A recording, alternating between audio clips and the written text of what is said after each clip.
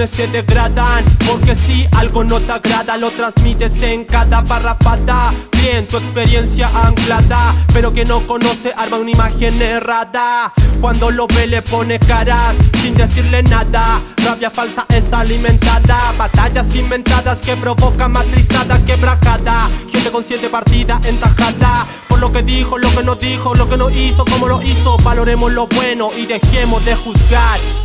Nyokufkelelan, wesa sungulelan, feyan tu wekelan, tami sunguye. Nyokufkelelan, wesa sungulelan, feyan tu wekelan, tami sunguye. Nyokufkelelan, wesa sungulelan, katun tu tami sunguye. No tiene jodido el pelambre hoy, falsos prejuicios son vicios como perder por bocoy. Son pocos los que accionan, peor con chaqueteo. Se desvirtúa, no se conversa, parece boxeo. No transmitir problemas que no te pertenecen. Primer principio, el pelambre desaparece. Si haces mueble puedes criticar al que hace muebles. Si no lo has vivido con humildad se aprende.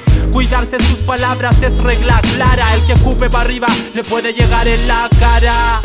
Nyokufkelelan, wesa sungulelan, feyan tu wekelan, tami sunguye. Nyokufkelelan, wesa sungulelan, feyan tu wekelan, tami sunguye. Nyokufkelelan, wesa sungulelan, katun tu tami sunguyen. Invocamos y le damos la constancia. Hay sabiduría cuando uno reconoce su ignorancia.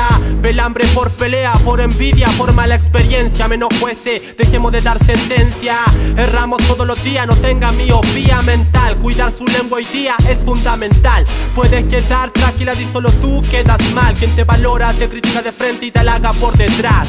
En entrenamiento pongo el cerebro primero antes que colocar la lengua en movimiento. Nyokufkelelan, wesa sungulelan, feyan tu wekelan, tami sunguye. Nyokufkelelan, wesa sungulelan, feyan tu wekelan, tami sunguye. Nyokufkelelan, wesa sungulelan, katun tu tami sunguyen.